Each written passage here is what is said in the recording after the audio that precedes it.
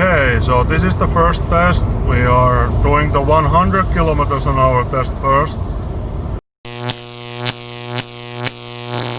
Okay, time for a quick test. We are testing maybe 2, maybe 3 different speeds today. The energy consumption on motorway, because it's easier there, you can keep constant speed. The trip is about 106 kilometers. It's actually a 50 plus something kilometer stretch that we are going 2 ways to eliminate the conditions. But at the moment there is 0 wind here, so at least we don't have any problem with the wind causing problems with the measurements. So I'm thinking maybe 80, 100 and then 120 kilometers an hour testing, but we will see what we can do, how much time we will have. And we will reset the computers every time, so we will get the actual readings. So let's go. Okay, time for first trial, first video. GOM says 182 kilometers, so we will be more than able to do this. And I'm resetting the computer. Okay, let's go. Okay, so this is the first test. We are doing the 100 kilometers an hour test first, just to see the battery level after the test.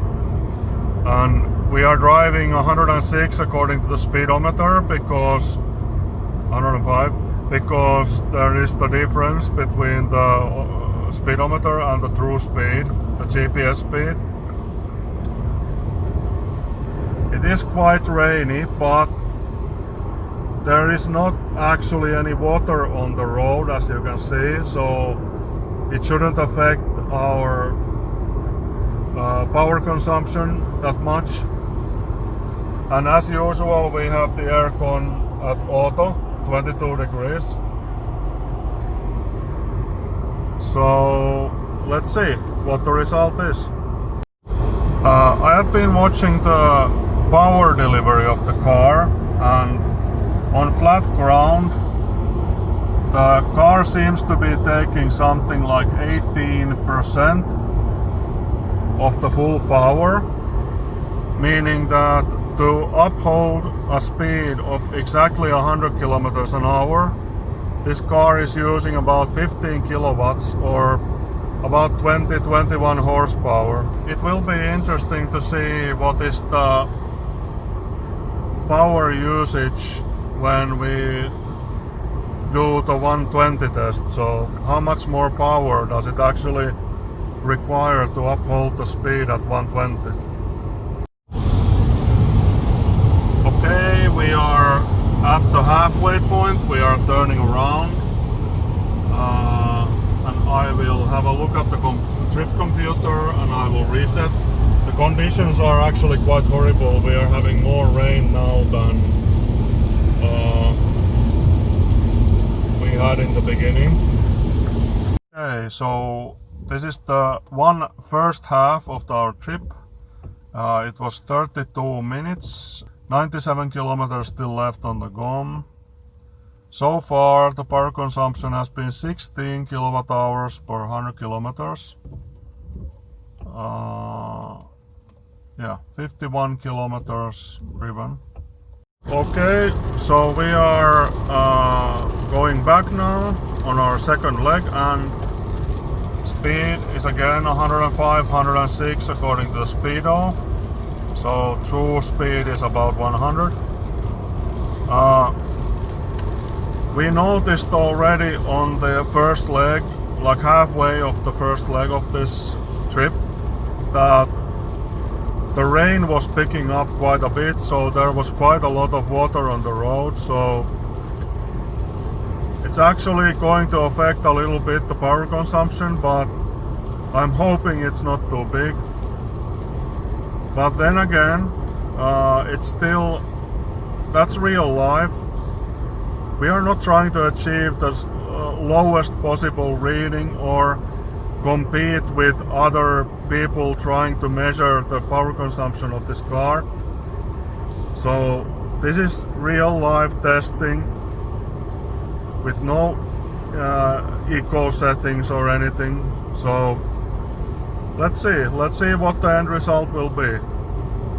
The conditions are pretty horrible at the moment, so when we are at the turning point again, we will have a look if we want to actually do the 120 test anymore today, but hopefully we can. Okay, so that's the end of the second leg. We have 34 kilometers left on the GOM. The car actually went on the motorway, we went into eco mode once already, but I switched it off because we still want to use the climate control. Travel time was 32 minutes the other way. Average consumption slightly lower than what it was on the other way. But as I said, the conditions were quite horrible. So there was actually so much rain at some point that we couldn't even see properly. So let's see, we will have lunch while we charge on the CCS in the city, and then we will see how the weather is, whether it's good enough for us to do the 120 test. But let's see, hopefully it is, so we can continue with our testing. Okay, the car just went into forced eco mode. But that is okay. We are almost at our place of charge and where we are having our lunch. You can really tell the forced eco mode because it drops away the heat. So it's 17 degrees outside and it's raining. So once it went into forced eco mode, you could feel the cold breeze coming into the car because it stopped heating. So that is really uncomfortable. But that is our own fault. We left on our test with a limited amount of power, so always when you do these longer tests you should have a fully charged battery so you don't have to compromise anything. Okay, so we are here at the Villa shopping mall in Hyvinkää and we are going to use the fast charger again here. Let's see if we can get enough power for a second run. We still have 28 kilometers on the GOM, so not so much. Okay, we are ready to leave again. The battery is now at 92%. When we came here we had roughly 10% left. I forgot to check actually how much we did have left, but judging by the distance it was like 28 kilometers, I think 27 kilometers that we had, so it's 9 or 10% left. So we got 82% more electricity in 1 hour 17 minutes, so relatively fast. I was watching the charging in the beginning and it gave us more than 30 kilowatts, but it tapered off a little bit after 75%.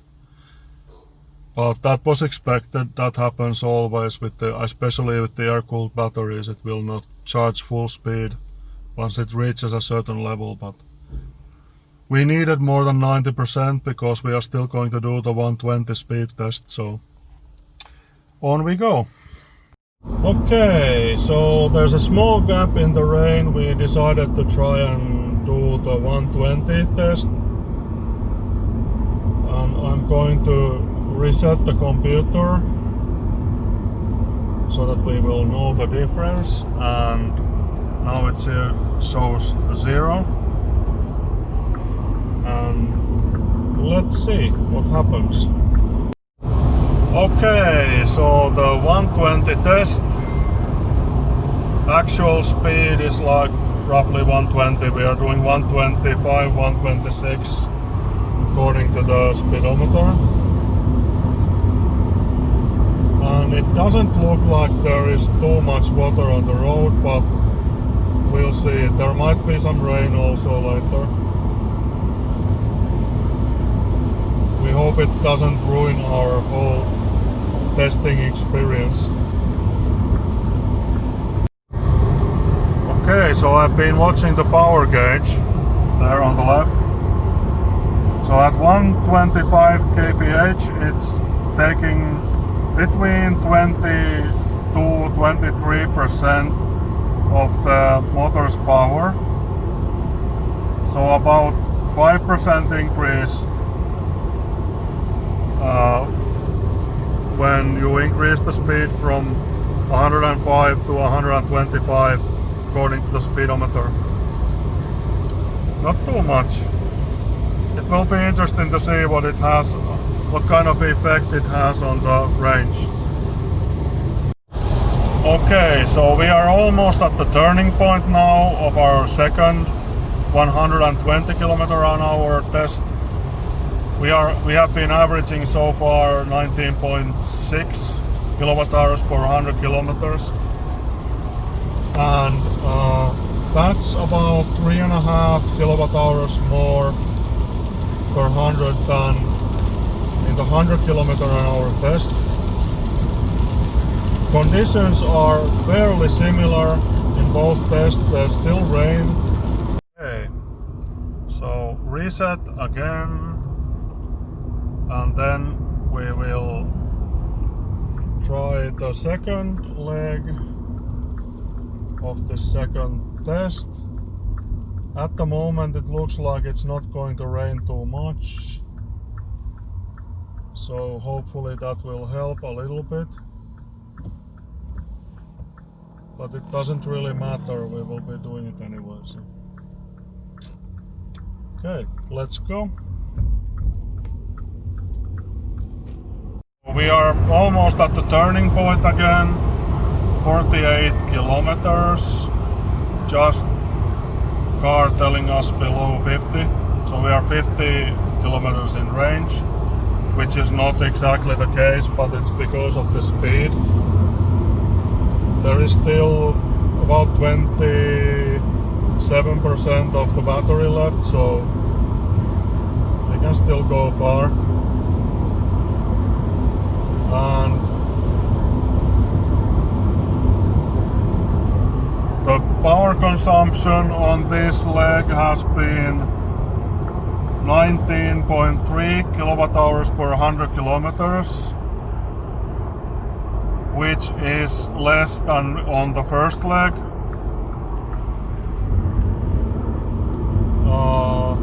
And roughly 3 kWh more than when we went 100 kilometers an hour, so pretty consistent, the numbers, so looking good. Okay, so based on everything we have seen on the trip computer, it's quite accurately 16 and 19 kilowatt hours that the car takes when traveling 105 and 125 kilometers an hour according to the speedo. There's a little bit more consumption because of the rain and the water on the road. And also you have to remember that we are not driving in any eco mode, so it is possible to go for a lot less with this car if you use eco or eco plus mode, but like we said, that's not our style of driving. We want to drive like a normal car. That's it for today's tests. Hope you enjoyed, and remember to follow us on Twitter also, and see you again on the next video.